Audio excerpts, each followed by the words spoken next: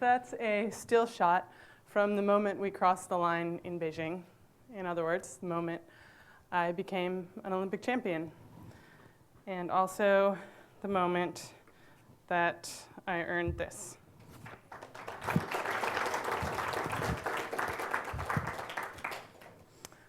So if you were to take that video and rewind it about 30 seconds, that would be the point of the race where my vision started closing in around me. And pretty soon I was struggling not to pass out.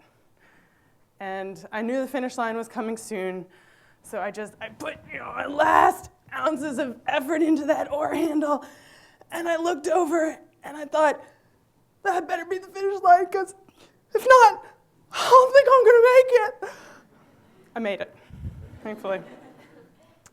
So I chose this shot for my introduction because that look of anxiety in my face is kind of how I feel standing up to speak in front of an audience.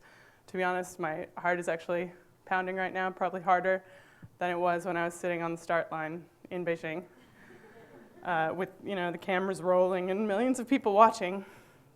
But of course, I was better prepared for that race than I am for this talk. I mean, sure, I stood in front of my mirror and I practiced a few times and I timed myself before today. But before that race, I spent countless hours preparing until there was no doubt in my mind that I was ready.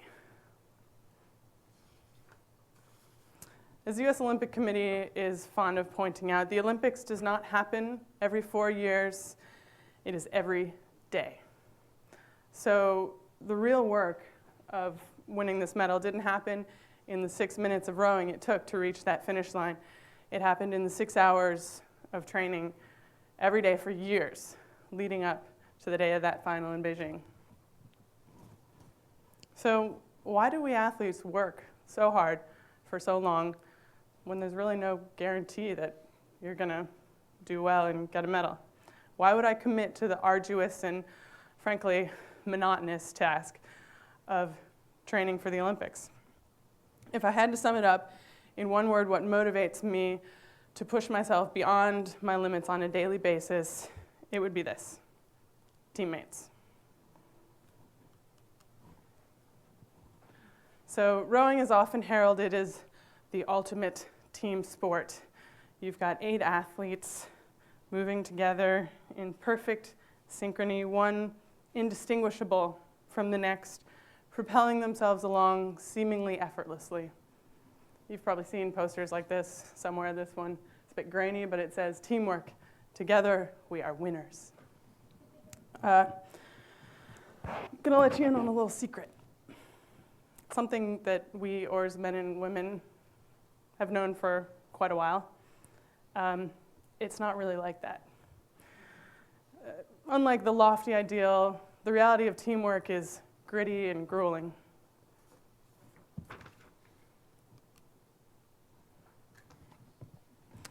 So if teamwork isn't all we've been led to believe, how does it work?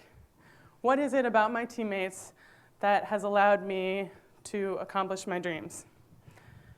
Is it maybe having someone to keep you accountable? When my alarm goes off at 5:30 a.m., I never press snooze, because I know that there are 20 women at the boathouse waiting for me to arrive.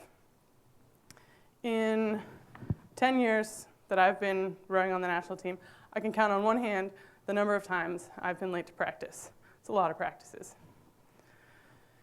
But at the same time, a stern coach could keep me accountable pretty much as well as my teammates do. Is it the joy of working together in pursuit of a common goal? According to the Olympic Charter, Olympism seeks to create a way of life based on the joy of effort. And if joy is multiplied when it's shared, then having teammates working with you would make the effort that much more pleasurable, right? Then again, I wouldn't call it a pleasurable experience when I do group work in school, especially when I feel like I'm the one making most of the effort. So here's what makes my teammates special. They make me uncomfortable. The fact is I spend more time competing against my teammates than I do working with them. And let me tell you, my teammates are formidable foes. Similar to an adversary, a good teammate pushes her peers to accomplish more than they thought possible. My teammates make me better because they are constantly trying to beat me. There are two reasons for this constant competition. First, the Olympic rowing team isn't selected until about a month before the opening ceremonies. That means I won't know until the end of June whether or not I've made the team bound for London. In the meantime, there are more athletes than there are spots on the team who are all training together under the watchful eye of the coach. He's got his stopwatch, and he's constantly gathering information to use to select who will be in the boat. Second, we regularly race each other in practice. About 4 years ago, my coach said to us, "You all are going to spend so much time racing each other this year that when you sit on the start line in Beijing and you look left and you look right and you see maybe the Germans and the Romanians, you are just going to be relieved that you don't have to race your teammates." You might think that all this intra-squad competition would make for a hostile environment around the boathouse, but that's not really the case. I actually count my teammates among my best friends. And the key is a concept we call leaving it on the dock. So we go out in the boats and daily we just try to beat each other up on the water. But then when practice is over, we pull our boat into the dock and we get out and we lay down that competitive mantle.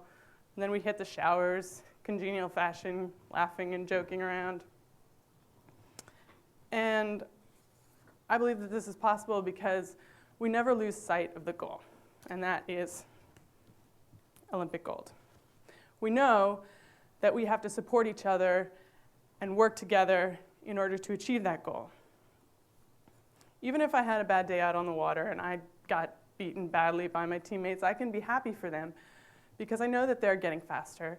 And the faster they are, the faster we together will be when I join them in the 8 and we go to compete on the world stage in the Olympics as part of Team USA. So I want you to think back to that screenshot of my face just wide-eyed with fear and agony. Take that video, rewind it again about 6 minutes and 30 seconds, and you'll see me sitting on the start line. Pretty relaxed, yeah, maybe got a smile on my face. I know we're gonna have a good race. And at that moment, I'm thinking, I'm looking left and right, and I'm thinking how grateful I am for my teammates in the boat behind me, because they've helped me get here. And how grateful I am for my foreign competitors, because they are about to push me to go faster than I ever have before. And finally, how grateful I am for the opportunity to have the performance of a lifetime in front of millions of Americans who are watching on TV, people like you. And so for that, I want to say thank you.